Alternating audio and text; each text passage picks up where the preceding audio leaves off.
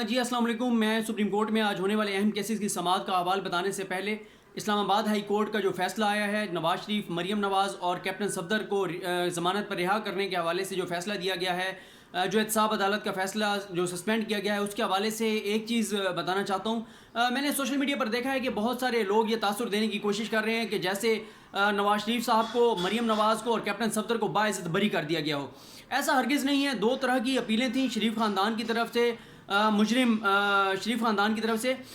ایک تو یہ تھا کہ دو طرح کی اپیلیں ہیں. ایک ہیں کہ جس میں کہا گیا ہے کہ اسلام آباد ہائی کورٹ کا جو فیصلہ ہے, احتساب عدالت کا جو فیصلہ ہے وہ بالکل غلط ہے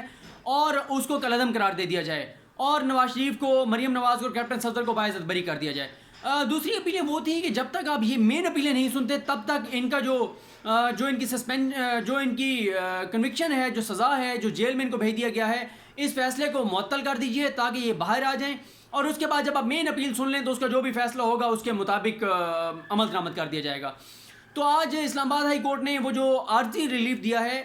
وہ اس وقت تک ہے جب تک مین اپیلوں کا فیصلہ نہیں ہو جاتا. البتہ یہ ضرور ہے کہ آج کا جو فیصلہ آیا ہے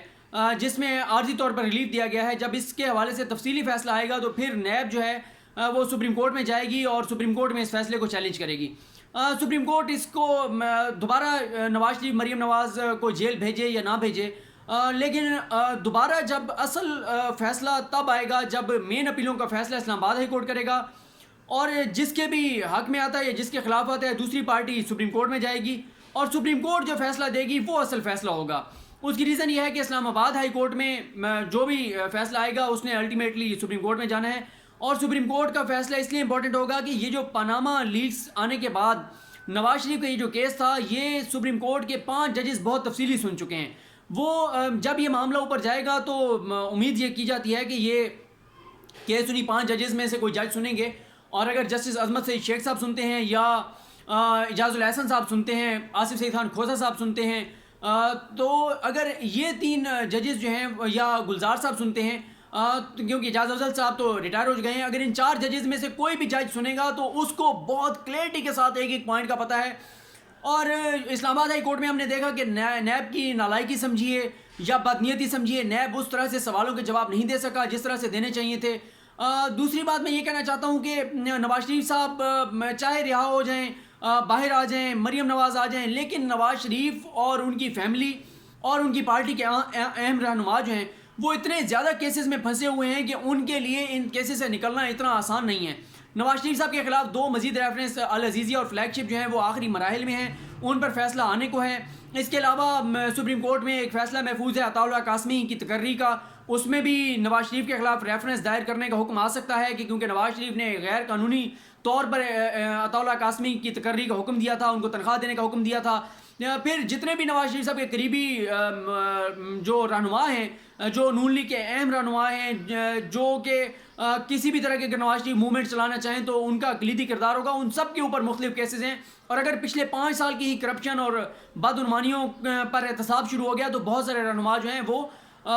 سلاخوں کے پیچھے ہوں گے. شہباز شریف صاحب جو ہیں ان کے خلاف بھی 2 بہت اہم کیسز ہیں. سب سے بڑا کیس تو ہے ثانیہ ماڈل ٹاؤن, اس کے حوالے سے لاہور ہائی کورٹ میں فیصلہ محفوظ ہے, ان کو بلانا ہے اس پروسیڈنگ میں اینٹی ٹیررزم کورٹ نے یا نہیں بلانا, وہ فیصلہ محفوظ ہے, وہ فیصلہ آنا ہے. پھر دوسرا 56 کمپنیز کا کیس چل رہا ہے, ان کا نیب میں چل رہا ہے, سپریم کورٹ میں چل رہا ہے, ہائی کورٹ میں اس کے حوالے سے پروسیڈنگ چل رہی ہیں, تو وہ بھی بہت امپورٹنٹ ہے. 56 کمپنیز میں جس طرح کی بےضابطیاں ہوئیں, آج چیمہ وغیرہ کو تو گرفتار کر لیا گیا ہے, لیکن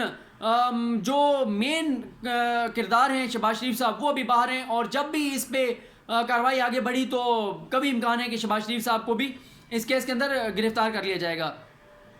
نیب نے جس طرح سے یہ ریفرنس تیار کیے تھے اس میں بھی کچھ چیزیں ایسی ڈالی تھیں. قمر الزمان چودھری جو سابق چیئرمین نیب ہیں, جنہوں نے نواز شریف کو بہت زیادہ فائدے دیے ہیں, جن کی وجہ سے حدیبیہ ریفرنس جو ہے حدیبیہ کا کیس بند ہوا تھا, تو لگتا ہے کہ ان کی پراسیکیوشن ٹیم جو ہے اس کی نالائکی سمجھیے یا بدنیتی سمجھیے, اس کی وجہ سے اسلام آباد ہائی کورٹ میں اس طرح سے نیب نے اپنا کیس نہیں لڑا جس طرح سے لڑنا چاہیے تھا. آپ کو یاد ہوگا ہم بھی اس دن کمرہ عدالت میں موجود تھے جب مریم نواز کے حوالے سے جسٹس عظمت سعید شیخ صاحب نے کہا تھا کہ سلمان اکرم راجہ صاحب یہ آپ نے کیا کیا ہے ہمارے ساتھ, آپ نے عدالت کے اندر جیلی ڈاکومنٹس دیے ہیں, آپ کو اندازہ ہے کہ جیلی ڈاکومنٹس دینے کے کیا کنسیکوینسز ہوتے ہیں. جب حکومتی وکیل سے پوچھا گیا تو اس نے کہا جی 7 سال قید کی سزا ہے جیلی ڈاکومنٹس کی. تو عصمت سعید شیخ صاحب نے کہا کہ آج آپ نے مجھے دکھی کر دیا ہے, آج آپ نے میرا دل توڑ دیا ہے, آپ نے پاکستان کی سب سے بڑی عدالت کے اندر جیلی ڈاکومنٹس دیے ہیں. لیکن اس معاملے پر جیسے عصمت سعید شیخ نے کہا تھا کہ ہم یہ معاملہ خود اس پر نہیں کچھ کہتے, یہ نیچے کی عدالتوں میں جائے گا تو وہاں فیصلہ ہوگا, اس لیے ہم اس پر کچھ نہیں کہتے, اگر ہم نے کچھ کہا تو آپ کے لیے مسائل پیدا ہوں گے. تو عدالت نے, سپریم کورٹ نے اس معاملے کو بھی احتساب عدالت اور نیب پر چھوڑ دیا تھا. پھر دوسرا, جب پاناما کیس چل رہا تھا تو لگتا ہے کہ وہ بھی آپ پروسیڈنگز کے کچھ پوائنٹس دوبارہ شیئر کرنے پڑیں گے کہ ججز بار بار کہتے رہے ہیں کہ اگر نواز شریف کے بچے لندن فلیٹس کی ملکیت اور اس کے لیے جو ذرائع آمدن ہیں وہ ثابت نہ کر سکے تو اس کا خمیازہ نواز شریف کو بھگتنا پڑے گا, کیونکہ وہ وزیر اعظم 3 بار وزیر اعظم رہے ہیں, اس وقت بھی وزیر اعظم تھے اور پبلک آفس ہولڈ کرتے ہیں, تو اس لیے ڈائریکٹ جو نقصان ہوگا وہ نواز شریف کو ہوگا. تو البتہ اس چیز میں تو سپریم کورٹ نے فیصلہ نہیں کیا تھا, وہ معاملہ نیچے بھیج دیا تھا نیب کے پاس کہ نیب ریفرنس دائر کرے اور فیصلہ کرے. لیکن نواز شریف کو جھوٹ بولنے پر بددیانت قرار دیا گیا تھا, جو انہوں نے اپنے کاغذات نامزدگی میں چھپایا تھا کہ وہ یو اے ای میں اپنے بیٹے کے پاس ملازمت کر رہے ہیں, تو اس معاملے پر نائل کیا گیا تھا. تو آج کا جو فیصلہ ہے اس سے عارضی طور پہ نواز شریف کو, ان کی پارٹی کو ضرور فائدہ ہوگا.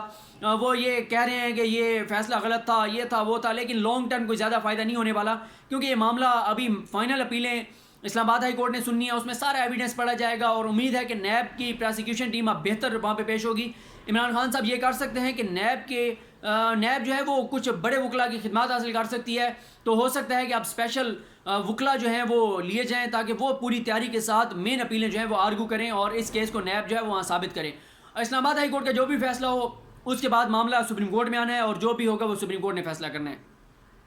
اب ہم آتے ہیں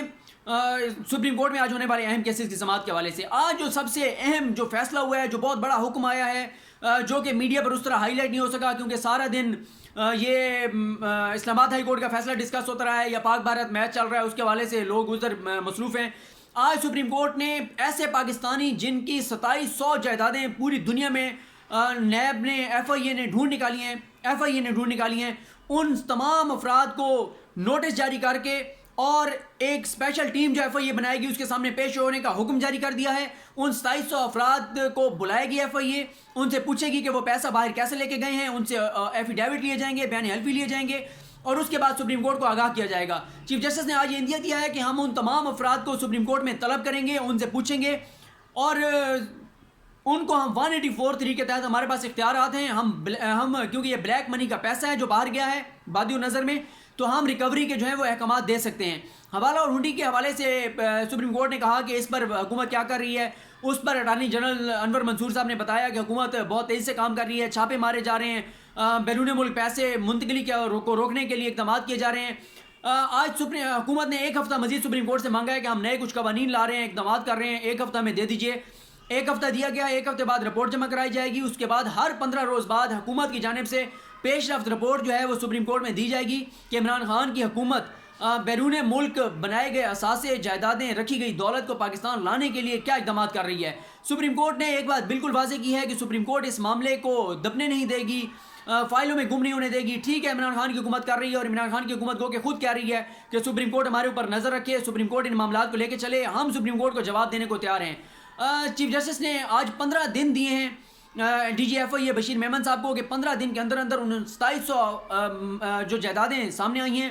ان کے مالکان کو نوٹس جاری کیے جائیں گے. ان کو نوٹس جاری کر کے ان کو بلایا جائے گا اور ان سے پوچھا جائے گا کہ آپ بیرون ملک پیسہ کیسے لے کر گئے پاکستان سے. طارق باجوہ جو گورنر اسٹیٹ بینک ہیں, ان سے چیف جسٹس نے سوال کیا کہ ہم تو سمجھتے تھے آپ ہمیں کوئی قابل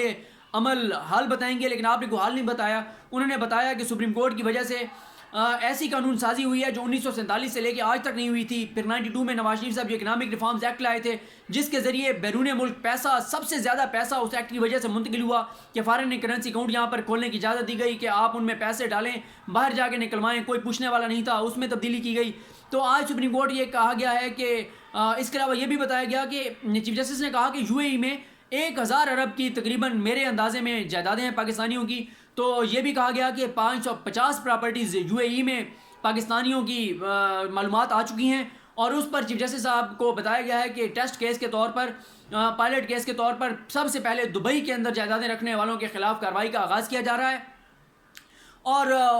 اس کے متعلق سپریم کورٹ کو مکمل طور پر آگاہ کیا جائے گا. اس کے بعد میں بات کروں اگر تو اسحاق ڈار صاحب جو ہیں وہ UHS university of health sciences جو کہ پنجاب کے اندر جو میڈیکل یونیورسٹیز ہیں میڈیکل کالجز ہیں ان کو ان کی جو یونیورسٹی ہے یونیورسٹی آف ہیلتھ سائنسز اس کا جو بورڈ آف گورنرز ہے اس کے چیئرمین آج تک اسحاق ڈار صاحب تھے. تو آج سپریم کورٹ نے اسحاق ڈار کو 72 گھنٹوں میں ہٹانے کا حکم دیا ہے. چیف جسٹس میں ثاقب نثار کا کہنا تھا کہ ایک اشتہاری ملزم جو پاکستانی اداروں کا مطلوب ہے جس کو ہم بلا رہے ہیں وہ آ نہیں رہا, وہ کیسے UHS کے بورڈ آف گورنرز کا چیئرمین رہ سکتا ہے. 2 سال ہو چکے ہیں بورڈ آف گورنرز کا اجلاس نہیں ہوا. سیکرٹری ہیلتھ نے بتایا کہ ہم 3 بار لیٹر لکھ چکے ہیں اسحاق ڈار کو. تو چیف جسٹس صاحب نے کہا جب وہ ہمارے کہنے پر نہیں آ رہے تو وہ آپ کے لیٹرز پر کیسے آئیں گے. تو چیف جسٹس نے اظہار تشویش کیا کہ کس طرح سے ایک مفرور جو ہے آج تک اشتہاری جو ہے اس کو